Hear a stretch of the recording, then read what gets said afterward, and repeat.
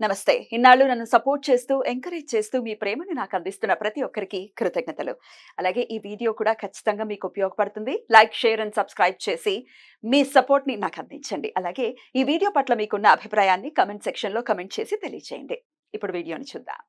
నమస్కారం. శుభోదయం కార్యక్రమానికి స్వాగతం. ఈరోజు 28వ తారీఖు మార్చి నెల 2024వ సంవత్సరం గురువారం. శ్రీ శోభకృత్నామ సంవత్సరం ఉత్తరాయణం శిశిర ఋతువు. ఈరోజు పాల్గొన మాస బహుళపక్ష తదియ తిథి సాయంత్రం 6:56 వరకు, తదుపరి చవితి తిథి. స్వాతి నక్షత్రం సాయంత్రం 6:38 వరకు, తదుపరి విశాఖ నక్షత్రం. నక్షత్ర వర్జం రాత్రి 12:42 నుండి 2:25 వరకు, అమృతకాలం ఉదయం 8:58 నుండి 10:43 వరకు. హైదరాబాద్ ప్రాంతం వారికి సూర్యోదయం ఉదయం 6:14 సూర్యాస్తమయం సాయంత్రం 6:29 చంద్రోదయం రాత్రి 9:03 చంద్రాస్తమయం ఉదయం 7:54 అభిజిత్ ముహూర్తం పగలు 11:57 నుండి మధ్యాహ్నం 12:46 వరకు. దుర్ముహూర్తం ఉదయం 10:19 నుండి 11:08 వరకు. మరలా మధ్యాహ్నం 3:13 నుండి సాయంత్రం 4:02 వరకు. రాహుకాలం మధ్యాహ్నం 1:53 నుండి 3:25 వరకు.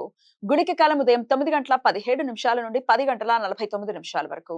యమగండ కాలం ఉదయం 6:14 నుండి 7:46 వరకు. ఈ రోజు చంద్రోదయం రాత్రి 9:03 అవ్వటం వలన ప్రదోష సమయంలోనూ చంద్రోదయ సమయానికి చతుర్థి తిథి ఉన్నందువలన ఈ రోజు బాలచంద్ర సంకష్టహర చతుర్థి. ప్రతి నెల వచ్చే బహుళపక్ష చవితి తిథి రోజు సంకష్టహర చతుర్థి వ్రతాన్ని భక్తులు ఆచరిస్తారు.